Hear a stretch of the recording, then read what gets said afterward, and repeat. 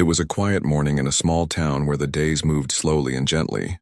The streets were lined with old trees that had seen generations come and go. In one of those peaceful houses lived an old couple who had been married for 60 long years. Their home was modest but filled with warmth.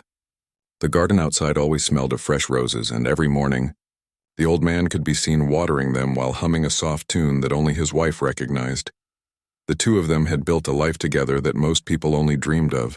They had met when they were young, at a time when life seemed simpler. Through the years, they raised children, faced struggles, celebrated small victories, and grew old side by side.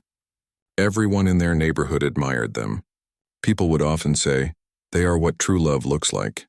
And in many ways, it was true. Every evening, just before sunset, they would take a slow walk down the lane hand in hand.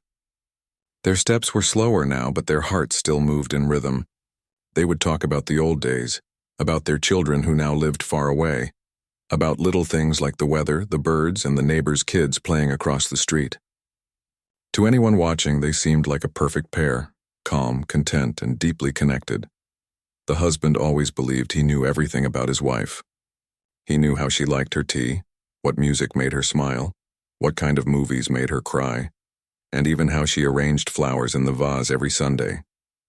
He could tell when she was happy, when she was tired, and when she wanted quiet.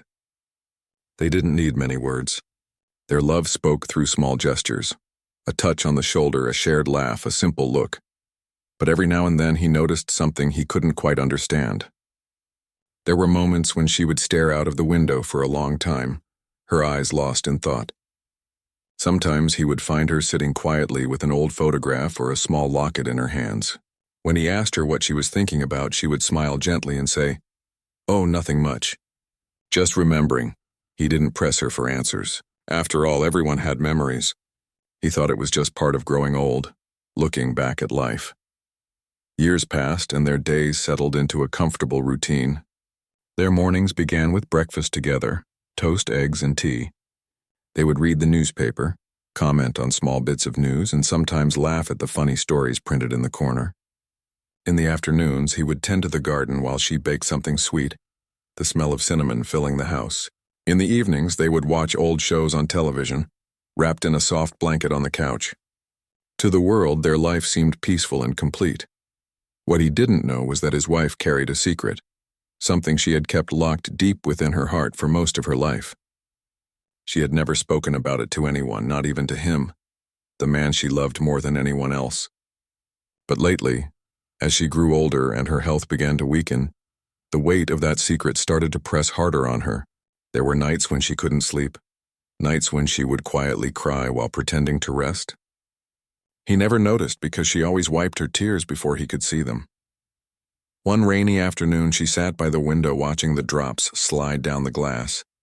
He came up behind her and placed a blanket around her shoulders. "It's getting chilly," he said softly.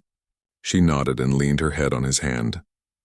There was love in that moment, but there was also something else, a deep sadness that he couldn't name. He thought she was just feeling tired. He kissed her forehead and told her to rest. She smiled faintly, but her thoughts were far away. The couple had been through many things together. They had lived through hard times, losing jobs, losing parents, even losing a child too young. Each time they leaned on each other and found strength. He had always admired how strong she was, how she managed to stay calm even when life became heavy. He often said, "You're the heart of this home." And she would smile, hiding the truth that sometimes her heart was burdened by memories she couldn't share. Their children would visit occasionally, filling the house with laughter and noise. They would talk about their own families, bring gifts, and take photos. But as soon as they left, the house would go back to its quiet rhythm. The old man would sit with his wife, holding her hand, and they would listen to the ticking of the clock. Time had slowed down for them, but it never stopped. As the years went by, her health started to fade more noticeably. Small things became difficult, walking long distances, climbing stairs, even cooking. He tried to help as much as he could, though his hands too had grown slower with age. Sometimes he would insist on doing everything for her, and she would laugh and say, "You'll spoil me if you keep this up." But behind that laughter, he could sense a kind of fear, not of dying, but of leaving him alone. One evening, As they sat together watching the sun dip behind the trees, she reached for his hand and held it tightly. "You've been so good to me," she said softly. He looked at her, puzzled. "What kind of talk is that?" He replied with a chuckle. "We've been good to each other." But she didn't smile this time. She kept looking at him, her eyes filled with something he couldn't quite read. Love, sorrow, maybe regret. He brushed it off, thinking she was just feeling sentimental. Later that night, as he helped her to bed, she whispered, "There's something I need to tell you one day, something I've never said before." He frowned a little. "Tell me now," he said gently. But she shook her head. "Not tonight. When the time is right." He didn't push her. He thought it was just one of those old memories again. Maybe a story from her childhood. Still, her words lingered in his mind long after she had fallen asleep. Days turned into weeks, and that small conversation kept replaying in his head. He tried to ignore it, but something about the way she said it felt different, serious, almost heavy. He wondered what it could be, but he told himself not to worry. After all, they had shared everything in life. What could possibly be left unsaid? Then one morning she woke up weaker than usual. She could hardly sit up, and her voice was faint. He rushed to her side, helped her drink a little water, and called the doctor. As she rested, he sat beside her, holding her hand tightly. She smiled at him and whispered, "You've always been my comfort." Those words made his eyes fill with tears. He couldn't imagine life without her. That night, after the doctor left, he sat by her bedside, listening to her breathing. She seemed peaceful, but he could feel something changing, as if she was preparing for something. She opened her eyes slowly and looked at him. "Promise me," she said softly, "that you'll listen when I tell you my story." He nodded, not fully understanding what she meant. "Of course," he said. "I'll always listen." She smiled, her hand trembling slightly as she reached for his. "Then one day soon I'll tell you everything." He kissed her hand, his heart heavy but full of love. As she drifted back to sleep, he sat in silence, watching the woman he had loved for 60 years, the woman he thought he knew completely. What he didn't realize was that her story, the truth she had kept hidden all this time, would change everything he believed about their life together. And though he didn't know it yet, that truth would soon bring both heartbreak and understanding in ways he could never have imagined. The days that followed felt heavier than before. The old man could see his wife's strength fading bit by bit, and though she tried to hide it with her gentle smile, he noticed every change. She moved slower, spoke softer, and often rested her head on his shoulder after short walks, saying she just needed a moment to catch her breath. He would hold her hand and tell her not to worry, that everything would be fine, but deep inside he was afraid. Her health had always been fragile in recent years, but now it seemed different. She was tired in a way that sleep couldn't fix. Her eyes still held that same warmth he had fallen in love with, but there was also a distant look in them, like she was drifting between two worlds. One here with him, and one somewhere far away. Doctors came and went, leaving him with instructions and medicines that cluttered the small wooden table beside their bed.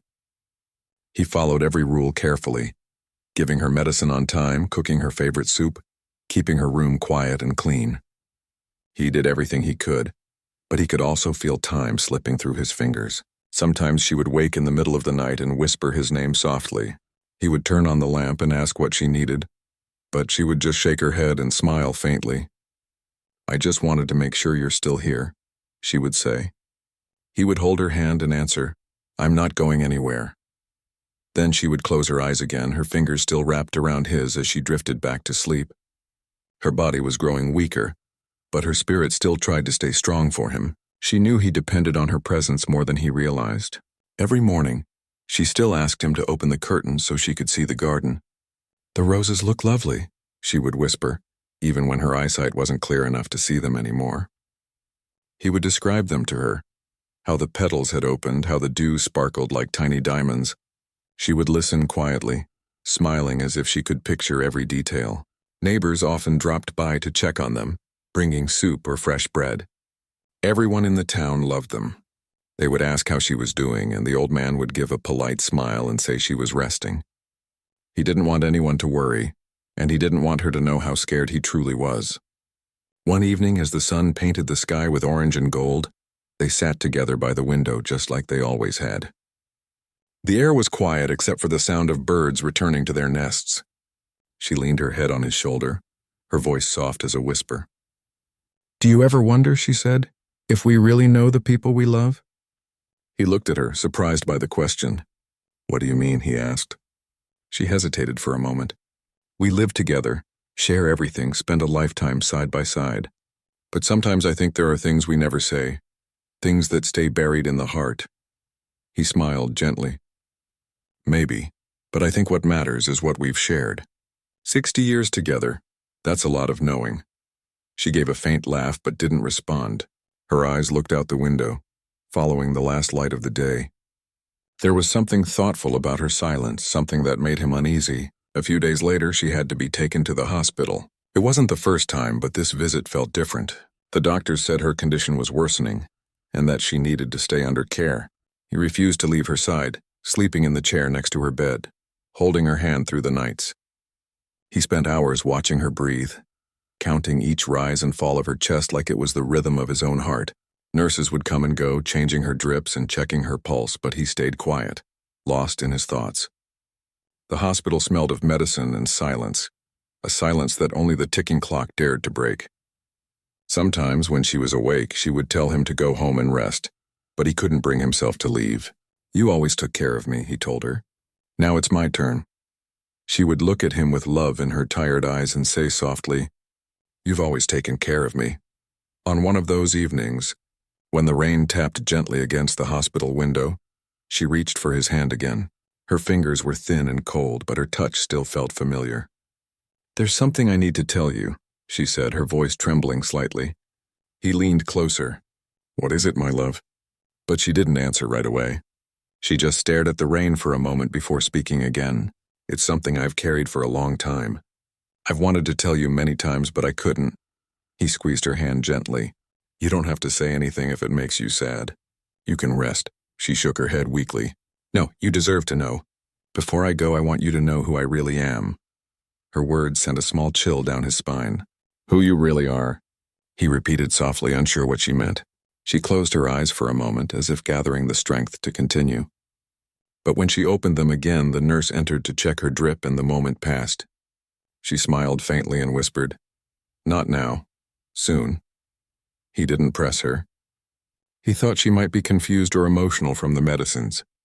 But deep down, something about the way she said it stayed with him. The next few days were quiet. She drifted in and out of sleep, sometimes speaking softly in her dreams. He could hear her murmuring names he didn't recognize, words that sounded like memories from another life. He wanted to ask her about them, but he didn't have the heart. At night, when the ward was dark and only the faint light from the monitors glowed, he sat by her bed reading the old book she loved. He read aloud to her, his voice trembling as he turned each page.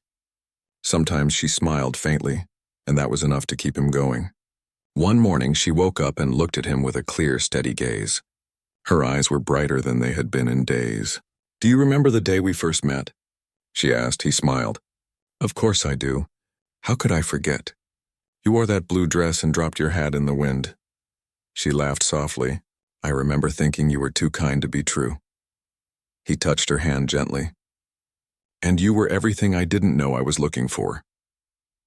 They sat in silence for a while, holding on to that memory like it was a gift.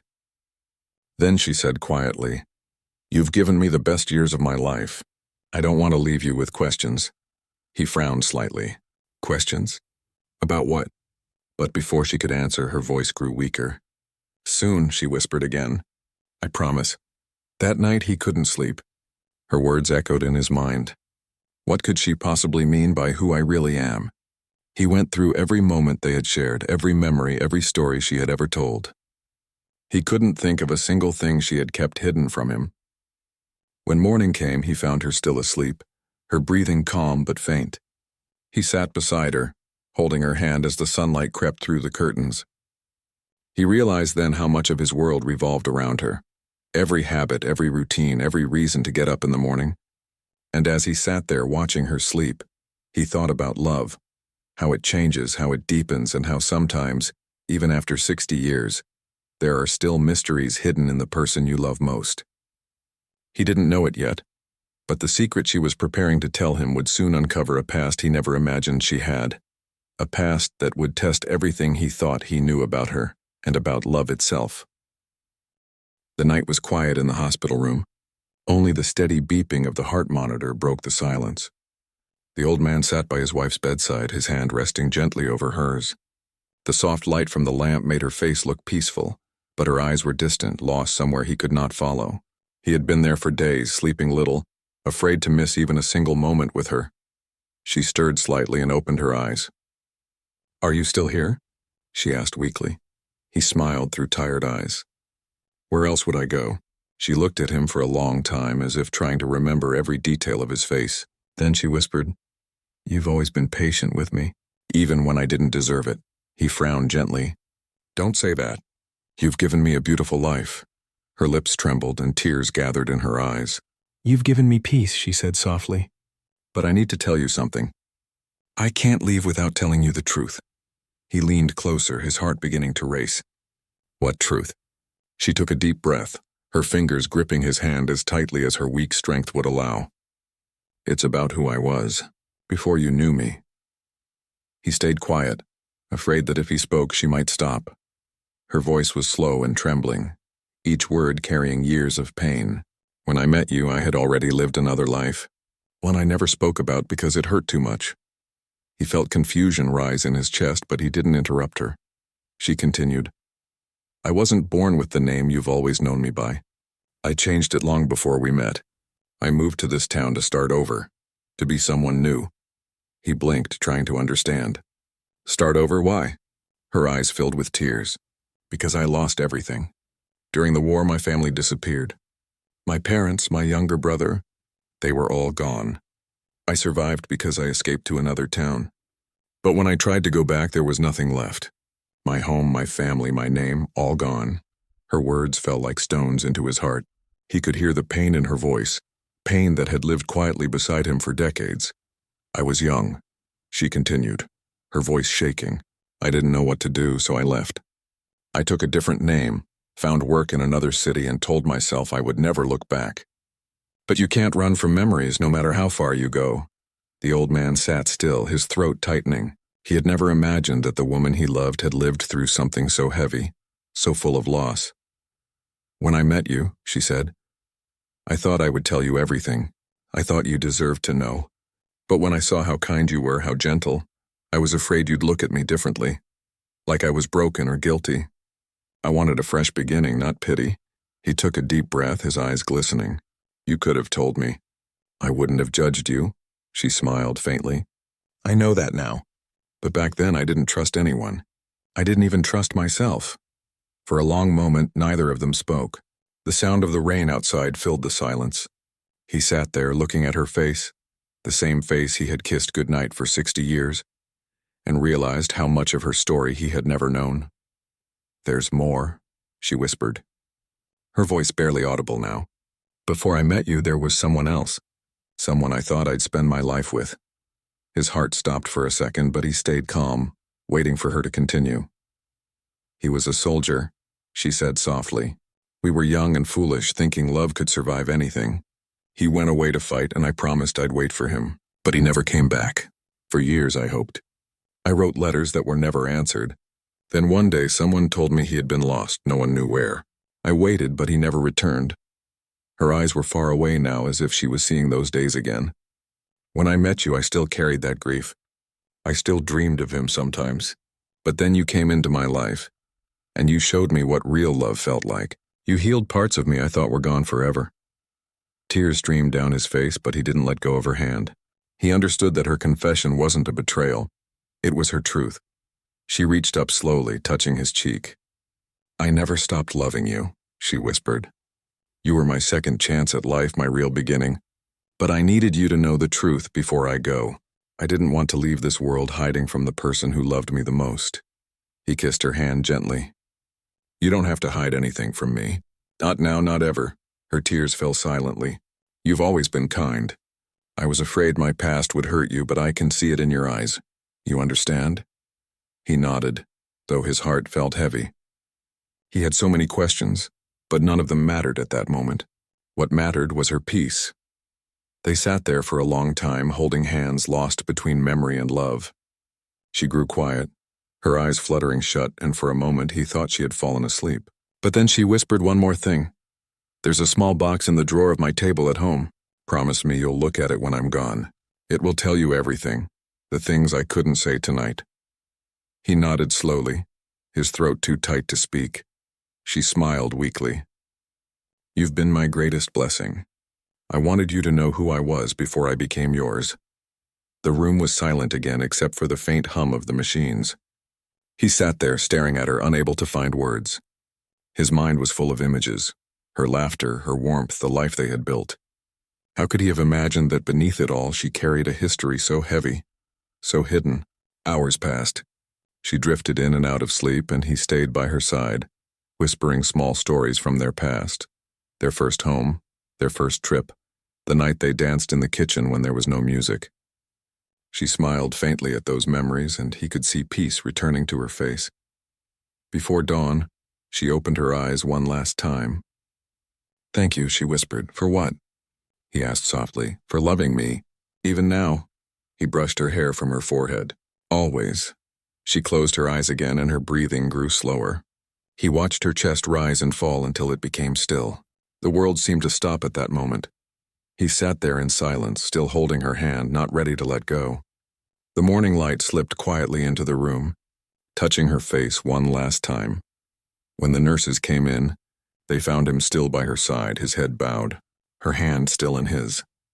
Later that day, when he returned home alone, the house felt unbearably quiet. He walked to her room, opened the drawer she had mentioned, and found a small wooden box inside.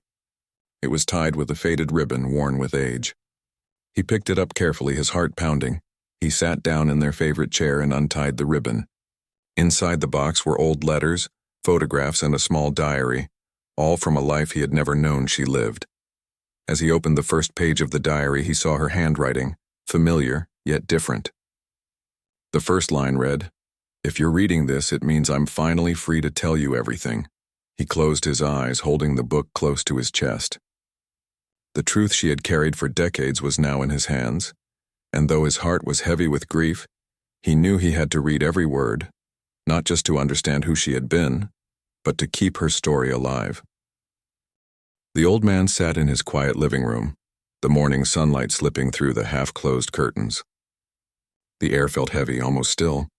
The small wooden box lay on his lap, its ribbon untied, the contents scattered neatly on the table beside him. Faded photographs, yellowed letters, and a diary whose pages carried the weight of another life. For hours he just sat there looking at it all without moving. His heart was torn between curiosity and fear.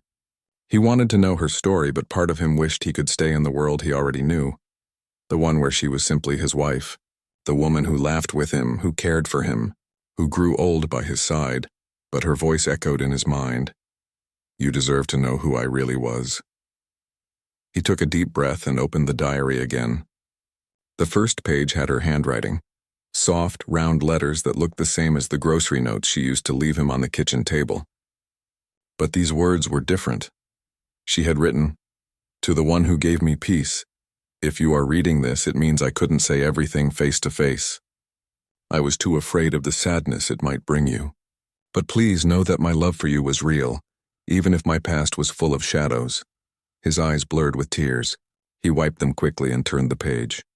She began by describing her childhood, the small house she grew up in, her parents, and her younger brother. She wrote about how simple life used to be before the war. She remembered her mother's laughter, her father's stories at night, and the smell of fresh bread that filled their kitchen every morning. But soon, those warm memories were replaced by darker ones. She wrote about how everything changed when the war reached their town. Soldiers came and fear followed. Families were separated overnight. She and her brother were taken away from their home while their parents stayed behind, promising they would meet again soon, but they never did. He read slowly, every word carving a deeper ache inside him. She wrote about the long nights hiding in cold shelters, the hunger, the loneliness. Her brother didn't survive those years, and when the war finally ended, she was left completely alone. "I didn't know who I was anymore," she wrote. "When I walked through the ruins of my home, I realized there was nothing left of my old life. So I decided to become someone else. I changed my name and left everything behind. It was the only way I could survive. He paused, closing his eyes. He could almost see her younger self, scared, fragile, walking away from everything she knew, trying to find a reason to keep living. He had known her as strong and graceful, but now he saw where that strength had come from, not comfort but pain. The next few pages told how she rebuilt her life. She found work in another city, helping at a small shop. There she met people who never asked about her past, and she liked it that way. She learned to smile again, though her heart still carried scars. And then, near the middle of the diary, he saw his own name written for the first time. I met him on a spring afternoon, she wrote. He asked if I needed help carrying my groceries, and I remember thinking he had the kindest eyes I'd ever seen. I didn't know it then, but that moment would become the beginning of my new life. A faint smile appeared on the old man's face as he read. He could picture it perfectly. Her standing in that little market where they first met, struggling with her bags, and him stepping in to help. He hadn't known that small act had meant so much to her. She went on to describe how she tried to keep her distance at first. I didn't think I could love again, she wrote. My heart was still buried in the ashes of the past. But he was patient. He didn't ask about my history or my scars. He just showed up again and again, until I couldn't imagine a day without him. His eyes filled again, but this time it was with gratitude. He realized she hadn't chosen to hide from him out of mistrust. She had done it out of fear that the past would steal away the happiness they found together. Turning the pages, he found several letters tucked between them. Some were addressed to no one. Some were written to her lost family. Others to the man she had once loved before the war. In one of them, she wrote, I used to think I could never love anyone else. But time has shown me that love doesn't replace, it rebuilds. It makes space for new light, even when you think the heart is too damaged to open again. He sat there for a long while, reading and rereading that line. It felt like she was still speaking to him, reminding him that love could grow even from pain. Then he turned to the last few pages. Her writing was weaker there, the letters trembling slightly. If you're reading this, she wrote, I want you to promise me one thing, don't feel sorry for me. My life didn't end in sadness. I found joy in you. You were my home, my peace, my reason to smile again. I never told you everything because I wanted our life to be about what we built, not what I lost. He set the diary down and wiped his face with trembling hands. The sunlight had moved higher, lighting up the photographs on the table. One of them showed her as a young woman, standing by a train station, a suitcase in her hand. Her eyes looked hopeful but unsure. Another photo showed her years later, with him on their wedding day. She was smiling fully this time, a real smile. He looked at those two photos side by side, the woman she had been and the woman she became. He realized they were both her, both parts of the same soul. He picked up one of the letters again and read a passage aloud to himself. If I could live twice, I would still choose to meet you in the second life. You gave me back the pieces I lost. The words broke him completely. He leaned back in his chair, holding the diary against his chest, whispering softly, You didn't need to be anyone else. I loved you as you were. Later that afternoon, he went to their garden, the one she loved so much. The roses had begun to bloom, their scent filling the air. He sat on the old wooden bench they used to share and watched the petals dance in the breeze. For the first time in days, he didn't feel alone. He felt her presence everywhere, in the air, in the sunlight, in the quiet rhythm of the world around him. He thought about everything she had been through and how she had still managed to love so deeply. Her story didn't make him love her less. It made him love her more. It showed him that she had chosen him not out of need, but out of courage. As the sun began to set, he whispered softly to the wind, I understand now. That night, before going to bed, he placed the box back on the table. But this time it wasn't a box of secrets, it was a box of truth. Her truth. A truth that had taken a lifetime to reach him, but finally brought him peace. He realized that love was never about knowing every detail of someone's past. It was about standing beside them, even when you don't know everything, trusting that the heart you hold is true. And as he closed his eyes that night, he didn't feel grief anymore. He felt gratitude for the years they shared, for the laughter, for the quiet evenings, and even for the secret she had carried, because it showed him the depth of the woman he had loved all along. He whispered softly into the darkness, "Thank you for letting me know who you really were." And for the first time since she left, he finally slept in peace. The days after he finished reading her diary passed slowly, almost gently. The house felt quieter than before, but not empty. It was as if her spirit had settled there, lighter now that her truth was known. He moved through each room with new eyes, noticing small things he'd overlooked for years. The way her teacup always sat slightly tilted on the kitchen counter, the books she had underlined in their old bookshelf, and the small embroidered pillow she kept on the sofa. Everything carried a piece of her story. Each morning, he made his tea the way she used to, with honey and a slice of lemon, though he never liked it that way before. Now it tasted like memory. He'd sit by the window, sipping slowly, looking out at the garden. The roses had started to bloom fully, and the air smelled sweet and familiar. He could almost hear her humming while watering the plants. One afternoon, he decided to visit the small-town library where she had volunteered for years. The librarian, a kind woman with silver hair, greeted him warmly. "It's been a while since we saw you," she said softly. He smiled faintly and explained that he had been going through some of his late wife's things. The librarian nodded gently and reached for something behind the counter. "She left this for you," she said, handing him a sealed envelope. His heart skipped a beat as he took it. Her handwriting was on the front, delicate and familiar. It said only his name. He sat at a table near the window, the same spot where she used to sit and read to children. With trembling hands, he opened the envelope. Inside was a letter, and beside it a small photograph. The two of them, taken many years ago, standing in front of their first home. The letter began with her usual warmth. "If you're reading this, it means I didn't get to tell you everything I wanted. I hope you found my diary and understood why I couldn't speak about my past. But there's one more thing I want you to know." He leaned back, holding his breath. She went on, "When I changed my name and left everything behind, I also left behind people who once helped me. There was a family who took me in when I had nothing. They gave me food, shelter, and hope. Their kindness saved my life. I've written letters to them every year, but I never had the courage to visit them again. I always thought I might go one day, but time passed and life moved on. If you can, please visit them for me. Tell them I never forgot."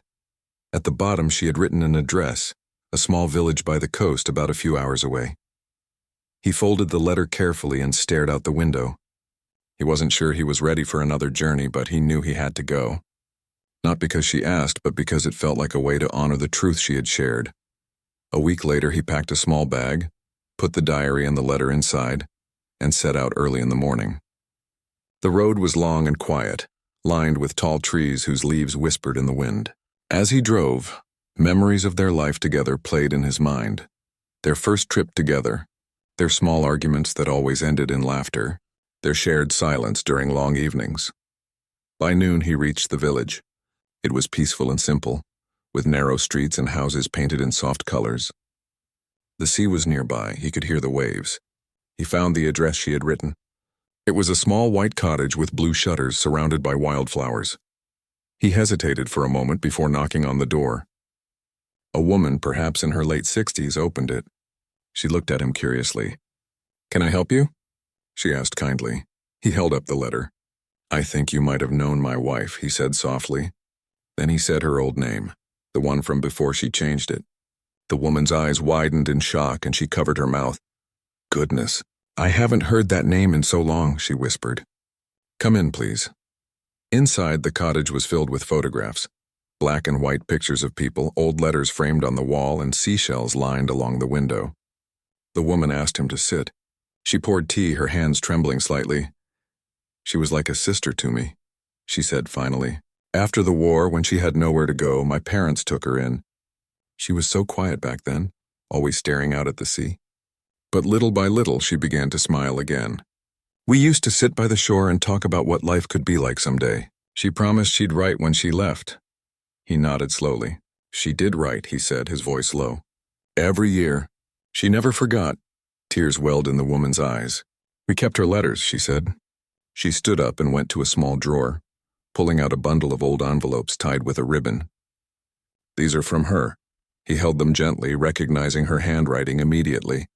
The sight of those familiar letters in someone else's hands filled him with a deep sense of peace. She had carried her past quietly, but she had also carried love.